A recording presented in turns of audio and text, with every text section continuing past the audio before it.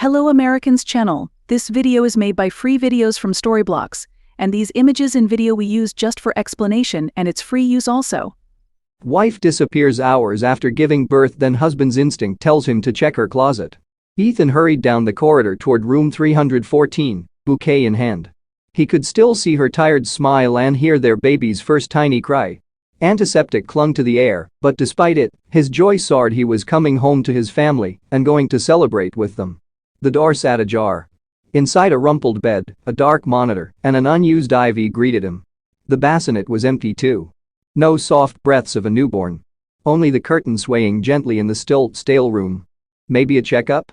He muttered, confused, stepping into the hall. A nurse, hurrying along the corridor, glanced at the empty room, then at him, her expression tightening with anxiety. Ethan's pulse thundered inexplicably. He knew whatever she was about to say wouldn't be simple, and it wouldn't be good news. The early morning air was damp, the street still half asleep as Ethan guided Lena into the car. Her hand clutched his, knuckles white with pain. They'd rehearsed this trip for weeks, but now the world had narrowed to breath, contraction, and the blur of hospital lights ahead. In the delivery ward, nurses moved like focused shadows. Beads of sweat traced Lena's temples as she gritted against each wave of pain. Ethan stayed at her side, murmuring comfort, counting her breaths. The monitor beep matched her labored rhythm. Hours blurred into moments until a sharp cry split the thick air. He stared at the tiny bundle placed in Lena's arms, pink, impossibly small and alive. Lena's eyes were glassy but smiling, her fingers curling protectively around their daughter. For a moment, the room's clinical chill vanished, replaced by the hum of something fragile, perfect, and utterly new. Ethan thought his chest might burst. Later, in recovery, Lena drifted in and out of light sleep. Their daughter lay swaddled beside her, shifting quietly. Ethan wanted to mark the moment somehow, do something more than just sit there holding her hand. He thought of flowers. It would be a splash of color against hospital white.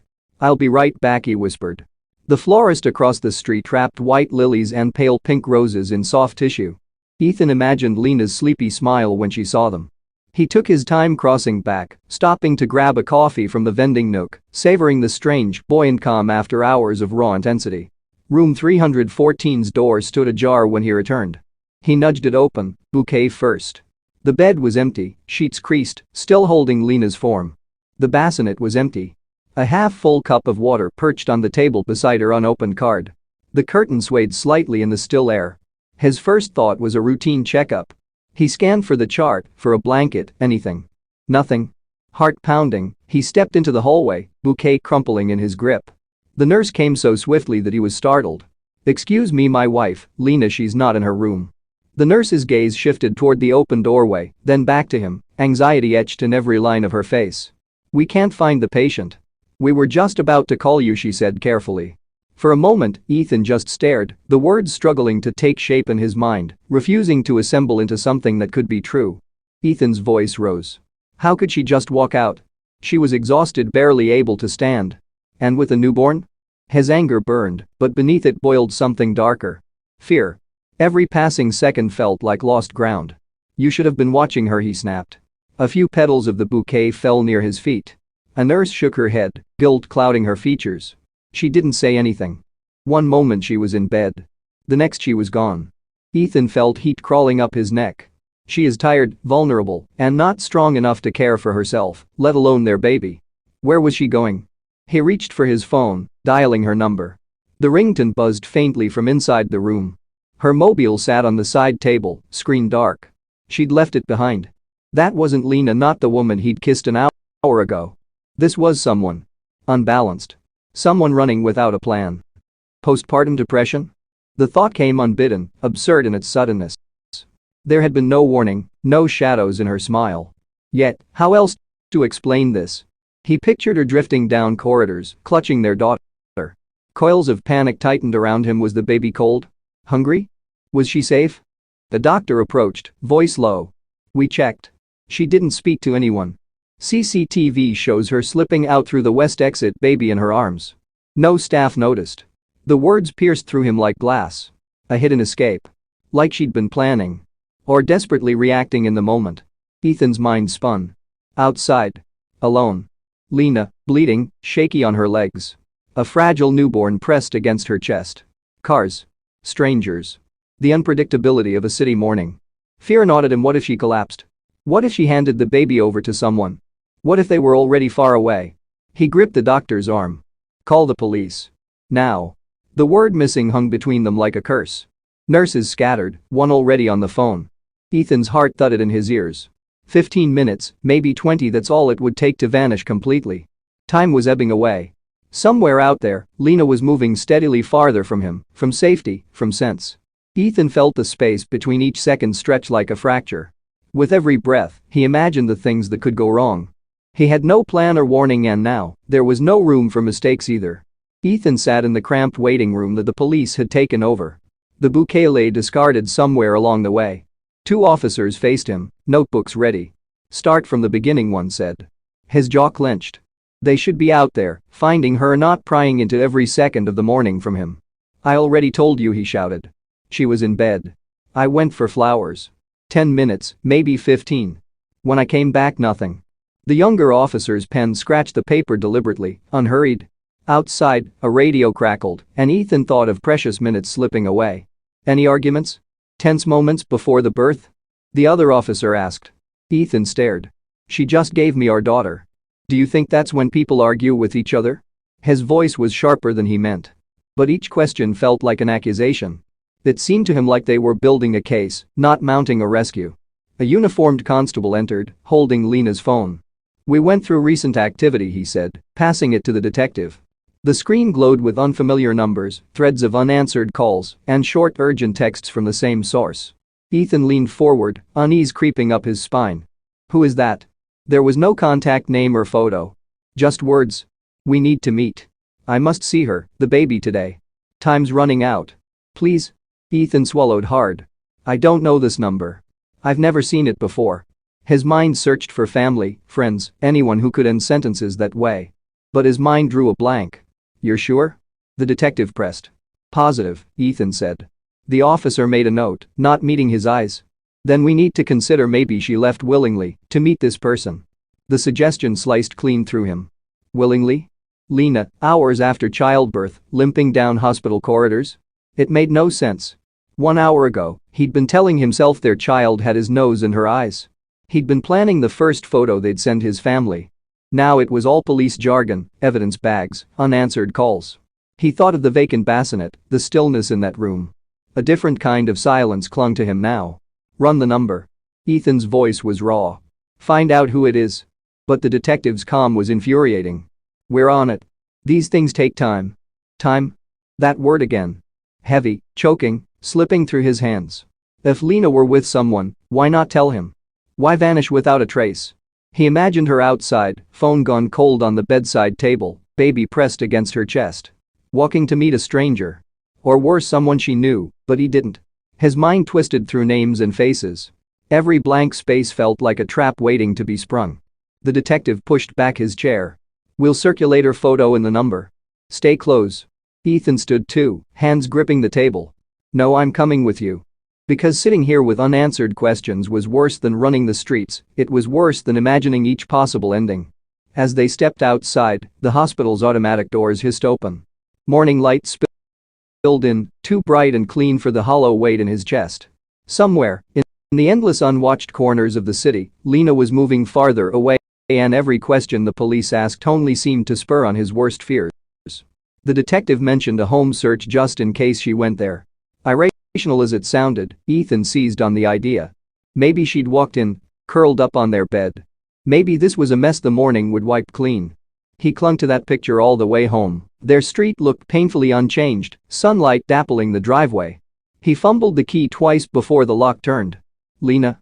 His voice echoed into the stillness. The living room sat exactly as they'd left it, her mug on the coffee table, a folded blanket on the couch. The lack of footsteps and laughter made his heart drop. The police moved through methodically, checking each room, scanning surfaces for notes or signs of hurried packing.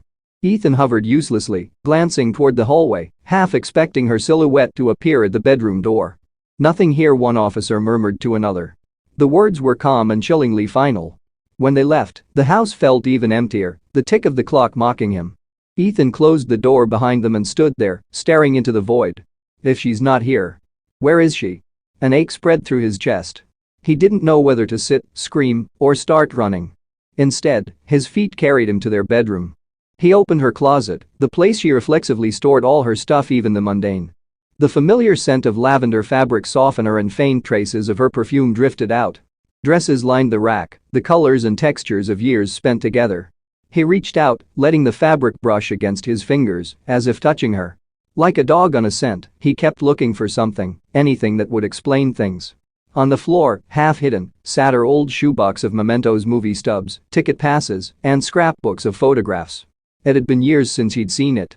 But pushed behind a tangle of boots, something caught his eye. Folded slips of paper and printed receipts.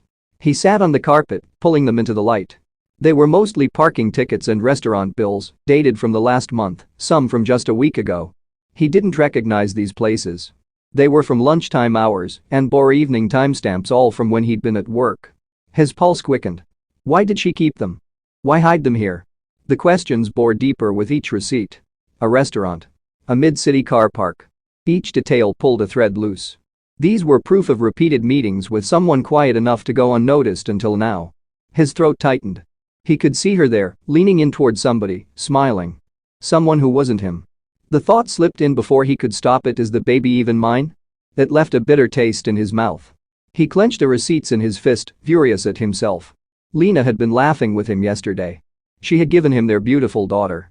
How could he doubt her now? He shoved the papers back into the shoebox, breath coming in shudders.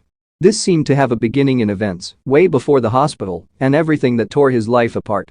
Ethan sat in the quiet, fighting the urge to call the police back. He wasn't sure where the truth lay anymore. Ethan sat motionless for a few minutes after finding the receipts, the shoebox still at his feet. Then he grabbed his keys. If the police wanted to follow protocol, fine, but he wouldn't just sit here. The parking tickets listed an address. He needed to know, and he would. The car engine hummed in the late afternoon heat. As the streets blurred by, his mind slipped backward in time.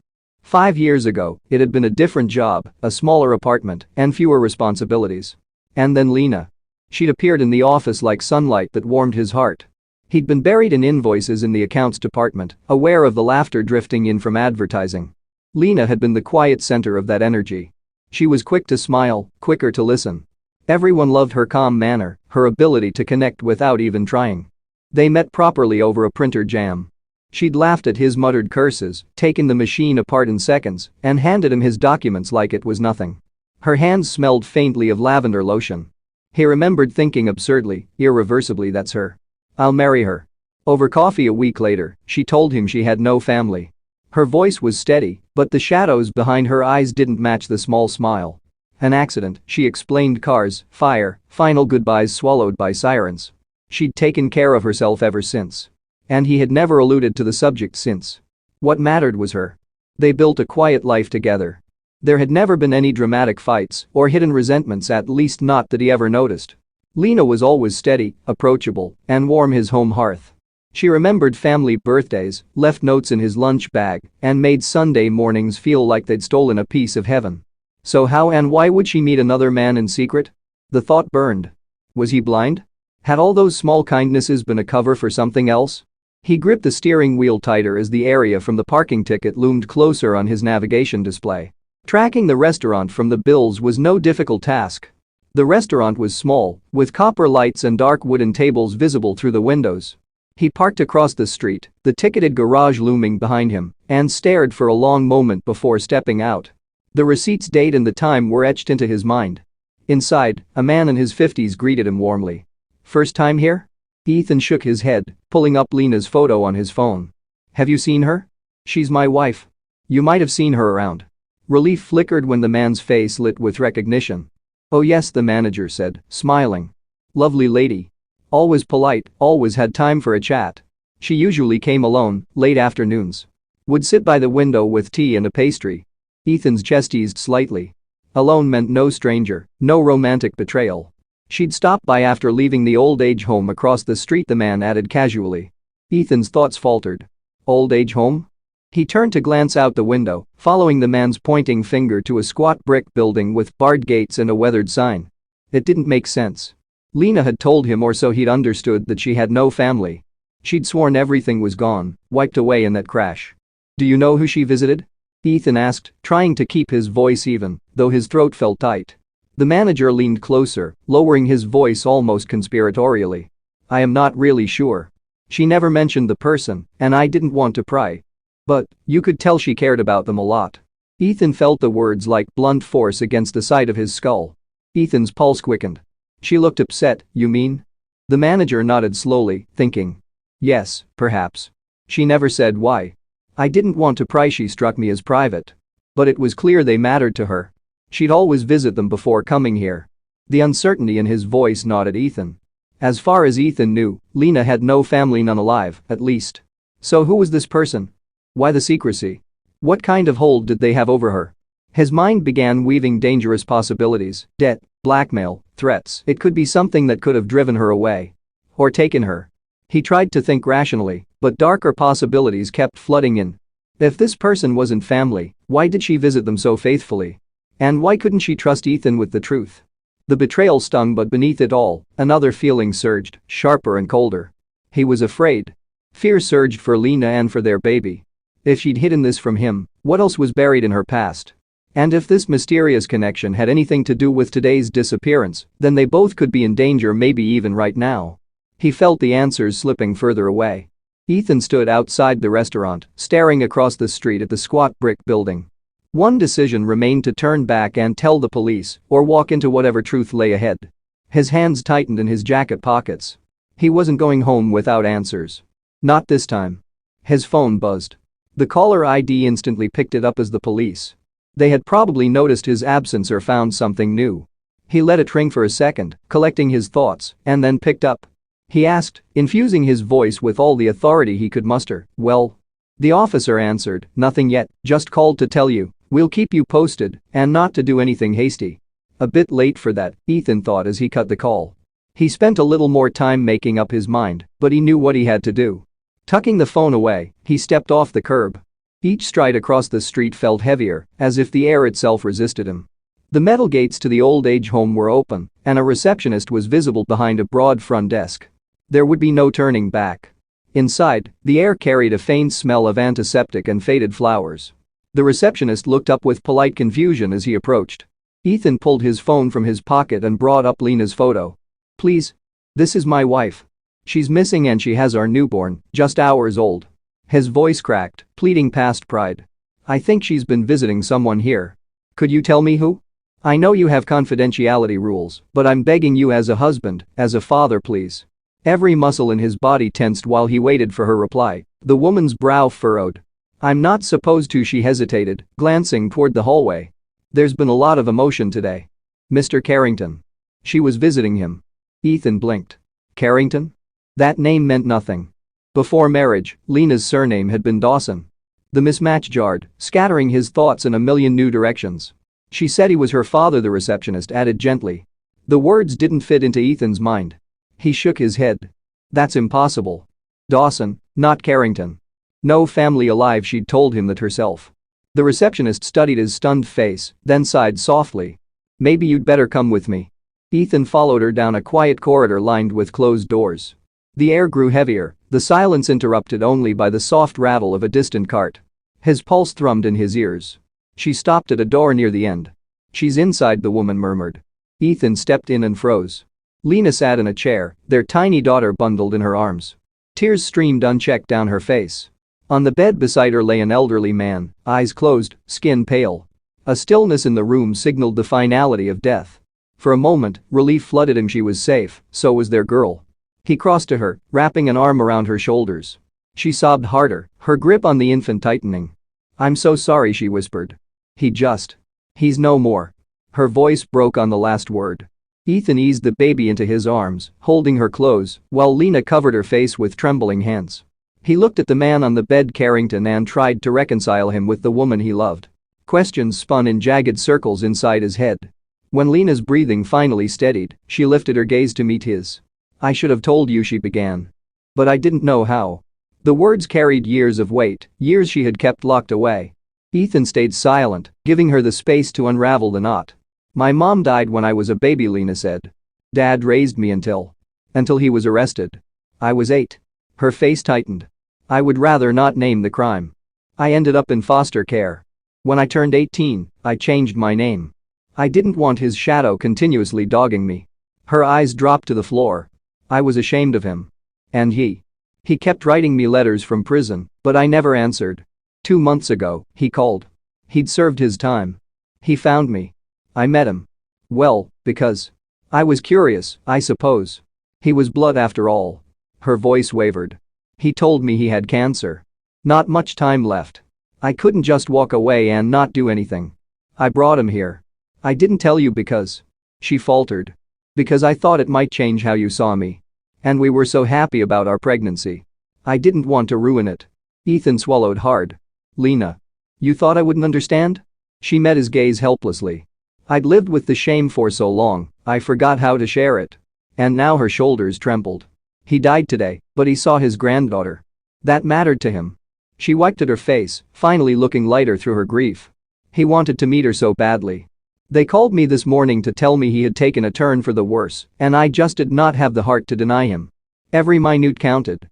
I didn't even realize I had left my phone behind until a few minutes before you walked in. Ethan reached for her hand, threading his fingers through hers. He said, I'd have helped you know. If I knew what you were carrying. I was so worried when you disappeared, Lena.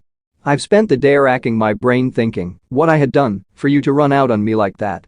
She smiled at him sadly. I'm sorry. No more secrets, please. That's all I ask, he said quietly. She nodded. An exhausted, brittle smile barely touching her lips hovered around her mouth. His thumb brushed over her knuckles, the baby stirring in his arm.